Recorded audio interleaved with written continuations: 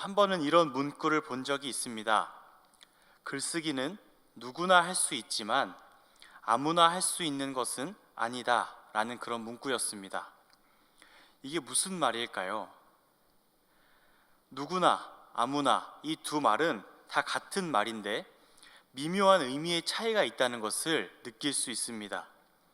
위 문구의 의미를 해석해 보면 이렇습니다. 글쓰기를 하는 데는 어떤 자격도 필요 없습니다. 대학을 나와야만 글쓰기를 할 수 있는 것도 아니고 글자 연습을 10년 이상 해야만 글쓰기를 할 수 있는 것도 아닙니다. 그냥 종이와 펜을 가지고 있다면 누구든지 글을 쓸 수 있습니다. 그런데 글쓰기를 잘한다는 것은 이야기가 조금 달라집니다. 글쓰기라고 다 같은 글쓰기가 아니라는 것입니다.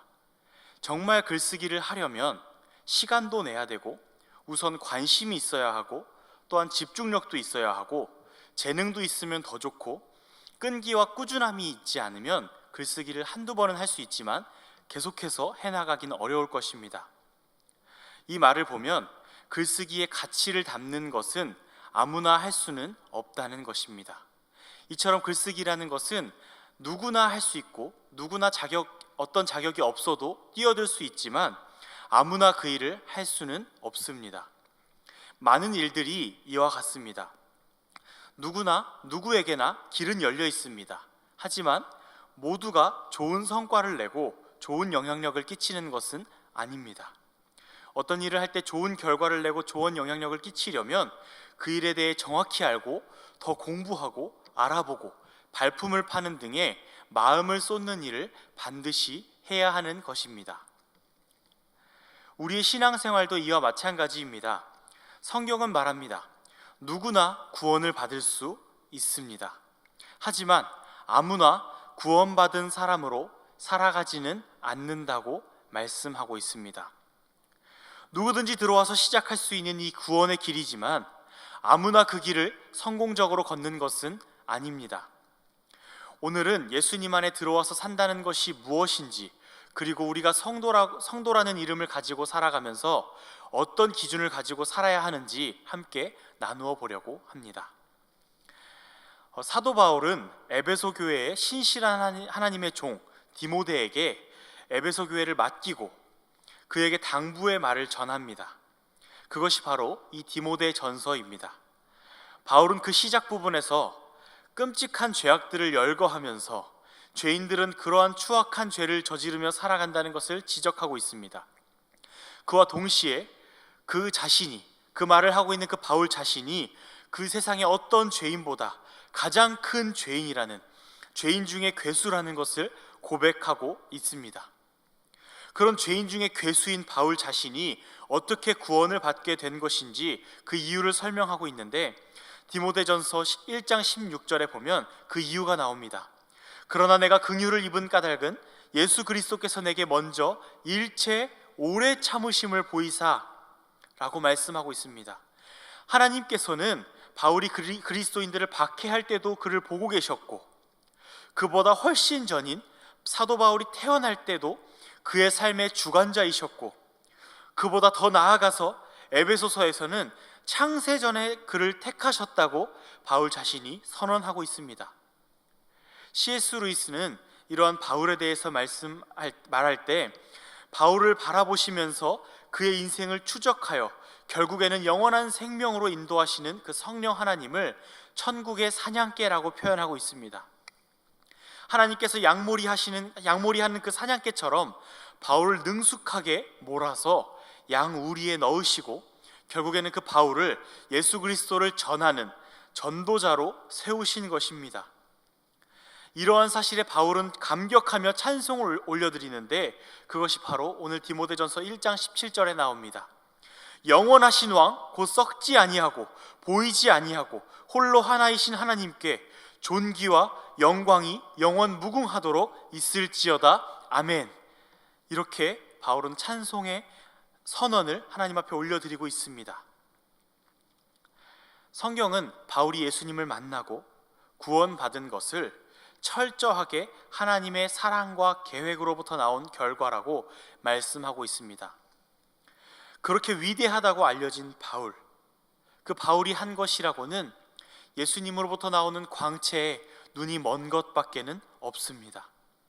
그의 구원은 철저하게 하나님으로부터 시작되고 완성된 것입니다. 많은 그리스도인들이 바울의 삶을 위대하다고 말합니다. 그러면서도 아주 예외적인 특별한 존재로 바울을 만들어버리는 경우가 많습니다. 평범한 그리스도인과 다른 바울이라고 생각하는 것입니다.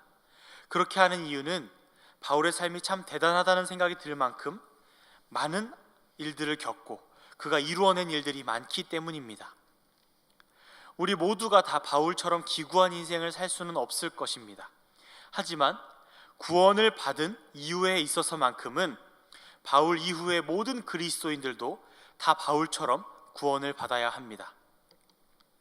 디모데전서 1장 16절 하반절을 보면 바울이 어떻게 구원을 받았는지 그 이유가 나오는데, 후에 주를 믿어 영생 얻는 자들에게 본이 되게 하려 하심이라 라고 말씀하고 있습니다.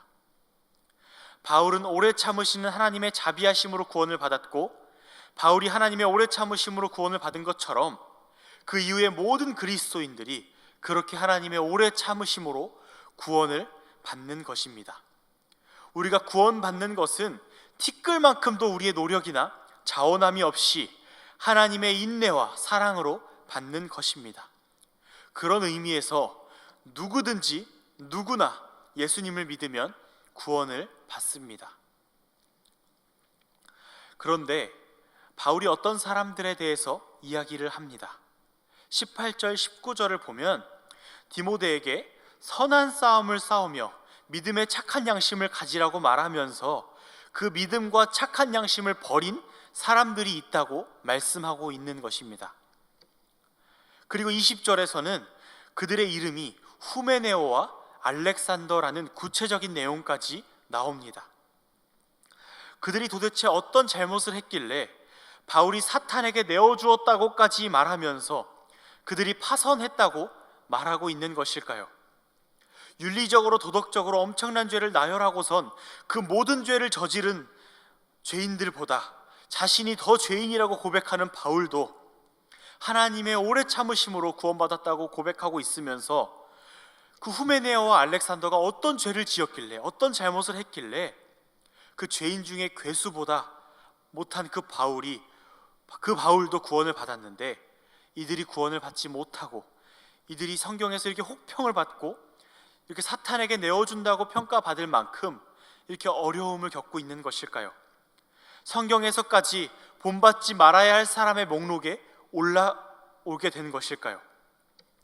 그들의 문제는 윤리적인 것도 아니고 불성실이나 단순히 행동의 잘못이 아니었습니다. 그들의 문제는 바로 믿음의 내용을 왜곡시키는 것이었습니다. 디모데 후서 2장 18절을 보면 후메네오라는 이름이 또 나옵니다. 후메네오라는 이름은 흔하지 않은 이름이었습니다. 그래서 이 이름이 우리나라의 철수와 영희처럼 여기저기 나오는 이름이 아니라 아주 특별하고 아주 예외적인 이름이었기 때문에 디모데 후서에서 나온 그 후메네오라는 이름도 오늘 디모데전서에 나온 이름과 동일 인물로 볼 수 있습니다. 디모데 후서 2장 18절에 이 후메네오와 알렉산더와 같은 사람들의 주장에 따르면 이런 주장을 하고 있습니다. 부활은 이미 지나갔다는 것입니다. 이것이 무슨 말이냐면, 부활이 지나갔다는 것은 예수 그리스도의 부활이 실제였든 아니었든 상관없고 그 부활이 실제였을 수도 있는데 그것이 신자들의 부활로 이어지지 않는다고 믿는 것입니다. 무슨 말이냐면 예수님의 부활과 그리스도인들과의 상관이 없다는 것입니다. 다시 말하면 예수님께서 실제로 부활하셨든 부활하지 않으셨든 그거는 상관이 없고 그것이 예수님을 믿는 사람들의 부활로 연결되지 않는다는 것입니다. 죄인 중에 괴수인 바울이 그의 죄의 문제, 즉 죽음을 해결할 수 있는 것은 예수 그리스도의 부활이 곧 바울의 부활이 되었기 때문입니다. 죄인인 우리가 예수 그리스도 안에서 소망을 찾는 유일한 이유는 예수 그리스도께서 십자가에 못 박혀 죽으실 때 우리도 함께 죽었을 뿐만 아니라 예수님께서 부활하실 때 우리도 그와 함께 부활했다는 사실을 믿는 것입니다. 그것 외에는 우리가 영원한 생명을 얻을 수 있는 길이 없습니다. 그런데 그것을 부인한다면, 그 사실 자체를 부인한다면 거기에는 생명이 없습니다. 거기에는 구원이 없습니다. 우리가 생각하는 엄청난 죄들이 있습니다. 부모 살인과 같은 폐륜, 도저히 용납할 수 없는 성적인 부도덕, 거짓과 속임수, 사기의 행각들, 그 밖에도 수많은 죄악들이 있습니다. 그런데 그런 모든 죄들은 우리가 안고 살아가고 있고, 크고 작은 죄를 저지르며 우리는 살아가고 있습니다. 그런데 우리가 구원받을 수 있는 이유는 하나님께서 우리를 오래 참으시기 때문입니다. 그런데 그러한 반인륜적인 죄들을 제치고 믿음에서 파선하는 행동이 있습니다. 더 이상 신앙의 여정을 함께 갈 수 없는 잘못이 있습니다.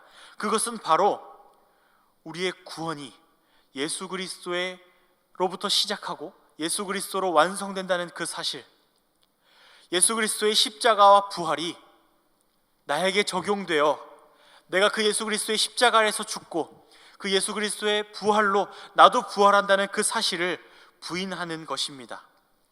아무리 성실하게 살고 아무리 위대한 업적을 남겨도, 아무리 어떠한 죄악을 저지르지 않고 살아간다고 해도, 아무리 도덕적으로 윤리적으로 살아간다고 해도 예수 그리스도의 은혜를 값싼 은혜로 바꾸는 사람을 우리는 성도라고 부르지 않습니다. 누구든지 그 누가 됐든지 예수님의 이름을 부르면 구원을 받습니다. 하지만 아무나 다 구원을 받는 것은 아닙니다. 우리 안에 죄가 있습니까? 하나님께서는 우리를 사랑하시고 오래 참으십니다. 그 오래라는 것은 우리 사람들이 생각할 수 있는 기준의 오래가 아닙니다. 하나님은 끝까지 참으시고, 하나님은 모든 사람들이 다 떠나갈 때도 끝까지 그 사람 앞에 남아서 그를 하나님 나라로 이끌어 가실 것입니다. 우리 안에 부끄러움이 있습니까? 하나님께서 가려주실 것입니다. 하나님을 피해 도망치고 계십니까? 하나님께서 끝까지 추적하셔서 그 삶을 안전한 곳으로 인도하실 것입니다. 하지만 예수님을 믿는다고 하면서도 우리의 구원이 전적으로 예수 그리스도로부터 왔다는 그 사실을 인정하지 않는다면, 예수 그리스도의 그 십자가와 부활이 나와 상관없다고 생각한다면, 예수님의 십자가와 부활로 우리 옛사람을 죽이고 새 사람이 되도록 했다는 그 사실을 부인한다면 그 사람에게는 구원은 없습니다. 바울과 같은 죄인, 우리와 같은 죄인, 그 누구도 구원을 받을 수 있습니다. 하지만 예수님 안에 들어왔다면 우리의 온 마음과 믿음을 예수님께로 쏟아야 합니다. 예수님을 믿고 그 안에 들어가는 데는 아무런 자격도 필요 없지만, 예수님을 믿는다고 하면서도 예수 그리스도 밖에는 길이 없다는 것을 인정하지 않는 아무에게나 그 은혜가 주어지는 것은 아닙니다. 오늘 기도하실 때 한번 우리 자신을 돌아보고 하나님을 바라보며 생각해 보셨으면 좋겠습니다. 나는 하나님의 은혜로 구원을 받은, 예수님의 십자가와 부활로 그것을 믿음으로 구원을 받은 누구든지인가? 아니면 구원을 받았다고 말로는 말하지만 예수님께 마음을 두고 살아가지 않고 예수님과 전혀 상관없는 삶을 살아가고 있는 아무나인가? 혹시 우리 마음이 다른 데 가 있다면 다시 예수 그리스도께 우리의 온 마음을 쏟고 예수 그리스도가 우리의 유일한 소망이심을 고백하는 우리 모든 성도님들과 제가 되기를 간절히 소원합니다. 제가 기도하겠습니다. 하나님 아버지, 감사합니다. 성경은 우리에게 말씀합니다. 누구든지 주의 이름을 부르는 자는 구원을 받을 것이라고 말씀합니다. 그런데 성경은 또한 동시에 말씀합니다.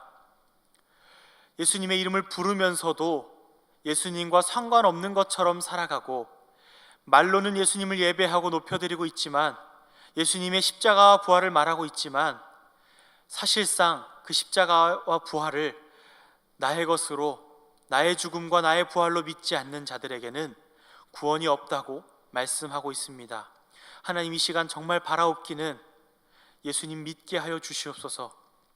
예수님 믿고 예수님의 십자가와 부활이 나의 죽음과 나의 부활이라는 것을 믿게 하여 주시고, 그것이 나의 생명이 되게 하시고, 그것을 믿음으로 영원한 생명을 누리게 하여 주시옵소서. 하나님, 우리 안에서 믿음이 나올 수 없음을 고백합니다. 성령께서 우리 가운데 찾아오셔서 우리 안에 믿음을 주시고 우리가 그 믿음으로 평생을 살아갈 수 있도록 인도하여 주시옵소서. 주님 다시 오실 때 주님께 인정받는 주님의 제자로, 성도로, 신자로 살아갈 수 있도록 주님 우리를 붙잡아 주옵소서. 감사드리며 예수님의 이름으로 기도합니다. 아멘. 우리 주기도문으로 예배를 마치신 후에 우리 기도 제목 가지고 함께 기도하겠습니다. 주기도문으로 예배를 모두 마치겠습니다. 하늘에 계신 우리 아버지여, 이름이 거룩히 여김을 받으시오며 나라의 임하옵시며 뜻이 하늘에서 이룬 것 같이 땅에서도 이루어지이다. 오늘날 우리에게 일용할 양식을 주옵시고 우리가 우리에게 죄 지은 자를 사하여 준 것 같이 우리 죄를 사하여 주옵시고 우리를 시험에 들게 하지 마옵시고 다만 악에서 구하옵소서. 대개 나라와 권세와 영광이 아버지께 영원히 있사옵나이다. 아멘.